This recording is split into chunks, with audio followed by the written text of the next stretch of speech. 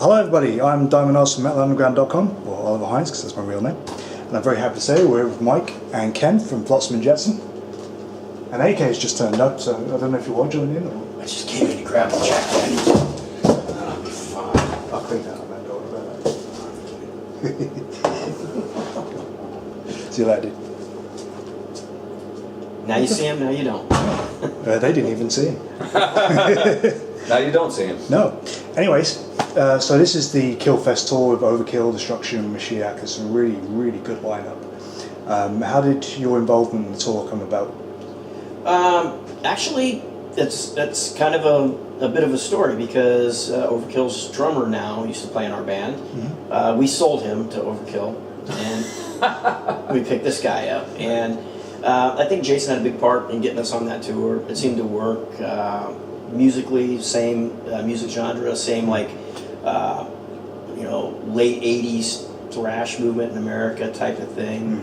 Kind of a little bit of a brotherhood going on. So, we've done shows with them before, but this is the first time we've ever like really toured with them. Okay. So, Bittner responsible probably.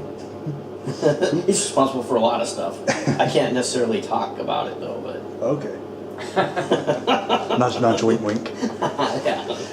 Well, speaking of drummers, this is you've just done your first album with the band, right? That's true. And Chaos, which is a really good album. What I've heard of it, I haven't heard the whole thing. But what I've heard is really cool.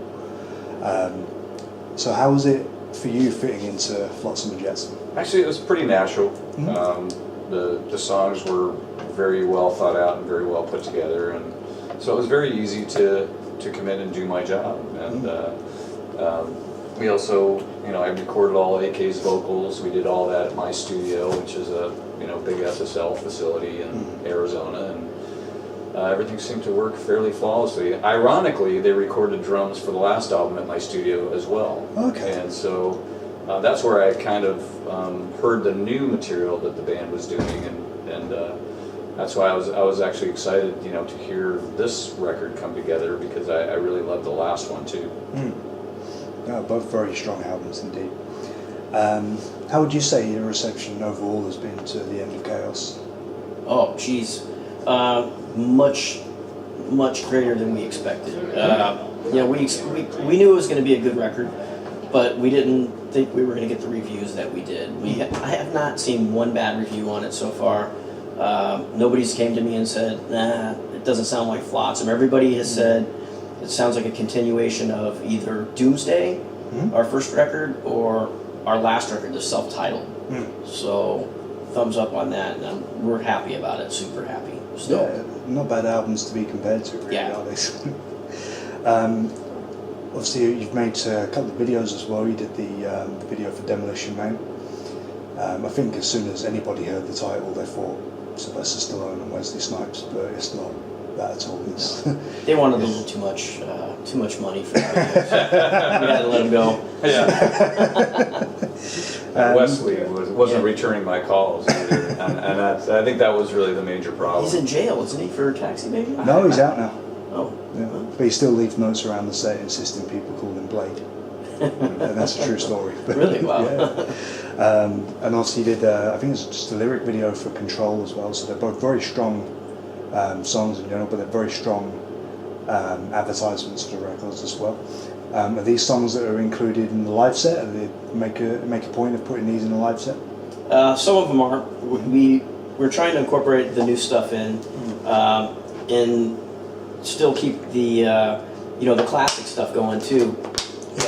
Yeah. We don't want to get stuck playing classic songs all the time and never doing any of our new material. So we've put 4 songs of the new album in there for people, and that's almost sudden death for a lot of bands, and they put new stuff in. People don't watch the show. They go, fuck it, I'm gonna go get a hot dog. I'm gonna go get a beer because I don't want to hear the new shit. All the people at the shows on this tour are singing along with the new songs. Nobody's going to get a fucking hot dog or a beer or anything like that. So that's another thing that we're like stoked about. We can play our new material, and people are magnetized to it. So if that's even a word, is that a word? It is, Magnetized, yeah. They're- yeah. Did I use it correctly? You did, sure. You did, yeah. Sure, I'm officially making it correct. Okay. People are made of metal, and Yeah. we're drawn to the music. It was Okay. a magnetic force pulling them to the music. So Sometimes I talk and I don't know what I'm talking about, and I don't make any sense. But I think that clarified. Okay. Yeah. That clarified. I mean, I gotta wipe the. we're playing sweat. metal. The people are metal. We're magnets, and we pull them in with the music. That worked. Then. It worked. Pretty good. Works very well. Obviously, after this tour, you're heading back to the States and Canada. You're doing a run out there. Yeah, we're gonna do a month and a half in the United States and Canada, and then we're gonna be back over here. Doing festivals. Nice. Nice. I've read that you're already looking forward to the next album. You're looking at around November time to go into the studio for that. Is this true, or is If time permits, maybe. We definitely got enough material to do another record for sure. cool? But we're constantly writing all the time, so we might even have even more material by then. We'll see. I would imagine with the response you've got so far to the end of Chaos that you're riding high on like a momentum at the Yeah. moment. So Totally. nice. I was just watching an interview of you and AK yesterday, and the subject of remixing old albums came up.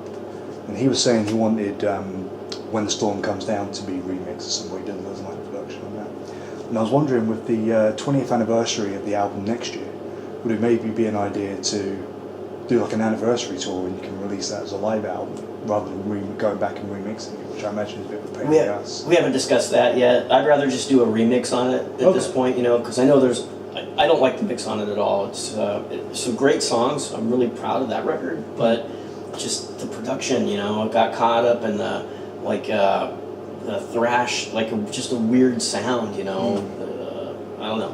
Nobody likes it. Nobody likes the production on it. I shouldn't say that.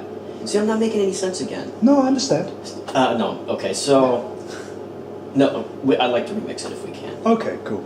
I could have just said that to begin with, right? No. Okay. Well, speaking of live releases, though, I remember you saying that you were looking into releasing the live or vacuum performance, either as an album or a DVD or something like that. Is that something you still want to do, or at this moment are you more focused on? He's kind of at the head of that. Oh, okay. Yeah, I'd like to see that. Just clean it up, mix it. Make a nice, solid mix out of it, and the footage looks great. Probably just a few little edits here and there, but I think it'd make a great DVD, and I think it'd be a great. It's a fairly cumulative history of the band. It'll go from everything through this last album, right? I mean, up to the last album. So it's kind of I think it's a cool snapshot for the band to have, and I kind of look at it like this is just a snapshot in time, and it does encompass a great deal of the band's career. So I think it'd be great to put it out. Cool. So we're going to try and make that happen. Yeah. I mean, a lot of bands, thrash especially, tend to release stuff like that from Vacuum. Overkill and Destruction have both released live DVDs from Vacuum. Yeah. It's the place to be, man. I wouldn't know, I've not been there, but I'm assuming so. It's great. It's awesome. Cool. One thing I did want to ask you about was going back to thrash in general. There's the everyone knows about the scene in the West Coast and the East Coast, but there was all these great bands from all over the country, really. And Arizona not only produced yourselves, it produced, like I say, Sacred Reich. I can't remember if Hallows Eve were from Arizona. There was one other really good thrash band from Arizona. I can't remember who it was. So I was wondering what the scene, if there was a scene in Arizona during the 80s, or was it kind of it came in from the other coasts and we went with it? No, we kind of had our own thing. They actually, in the late 80s, they were thinking it was going to be like the next Los Angeles, because all these musicians were coming in from LA, and all the thrash stuff started happening then. So, we thought it was going to be another like music capital over there, kind of like Austin or Los Angeles or even San Francisco. I don't know, it just kind of died off, I guess. But there was still an elite crowd that kept getting bigger and bigger and bigger as the years go by, and there's still a great scene there, thrash scene there too. So cool. I mean, I was actually reading an article earlier, like the 10 best metal bands from Arizona, and quite a lot of them were newer up and coming bands. Yeah. So it's really cool to see. Yeah, there's some killer bands coming out of there right now. Yeah, it's nice to have a state like Arizona kind of break out rather than all the focus be on the coastline. It's cool. Well, this time I mean it. Thank you very much for your time. Oh, And all the best, guys. I Thank you so really look much. forward to seeing you tonight.